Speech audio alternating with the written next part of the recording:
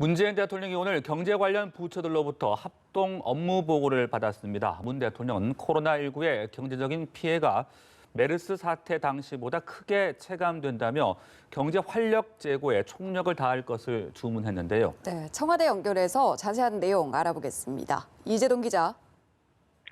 네, 문재인 대통령이 오늘 업무 보고를 받은 부처는 기재부와 산자부, 중기부, 금융위 등 경제 관련 부처들이었습니다.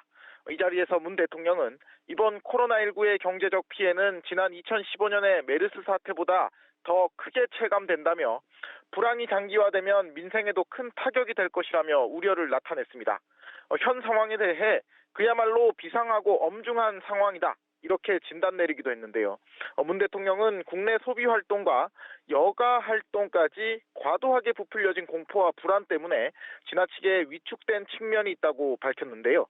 국민의 안전을 지키는 한편 경제 활력을 되살리는데 전력을 기울일 것을 각 부처에 당부했습니다.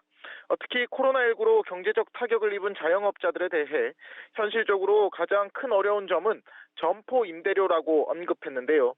범정부적인 강력한 지원과 함께 상가 임대인과 임차인 사이에서도 상생의 노력이 함께 펼쳐지기를 바란다고 말했습니다. 역시 코로나19 사태로 위축된 경제 활력을 불어넣겠다. 이런 정부의 강한 의지로 볼 수 있겠군요.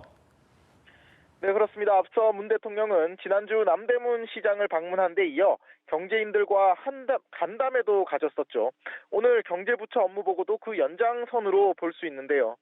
특히 대통령 발언을 비롯해 각 부처의 업무 보고 내용을 이례적으로 생중계했는데 그만큼 경제 활력을 살리겠다는 강한 의지를 강조한 것으로 보입니다. 장관들의 보고 외에도 경제 전문가와 기업인들이 참석해 일선 경제 현장의 생생한 목소리를 듣기도 했습니다. 문 대통령은 특히 코로나19 확진자의 동선을 한눈에 알아볼 수 있는 코로나맵을 제작한 이동훈 씨의 발언을 들은 뒤에는 발상의 전환을 당부하기도 했는데요. 질병관리본부의 정보들을 초기부터 활용했다면 정부에 대한 신뢰를 더욱 높일 수 있었을 것이라는 취지였습니다. 문 대통령의 경제 활력 제고를 위한 행보 당분간 계속 이어질 전망인데요. 내일 열릴 국무회의에서도 과도한 불안감을 떨쳐내고 일상적 경제 활동으로 돌아와 달라는 메시지가 전달될 것으로 보이고요. 모레는 전국 시도 교육감 간담회를 열고 신학기에 대비한 방역 대책에 관해 논의할 전망입니다. 지금까지 청와대에서 전해드렸습니다.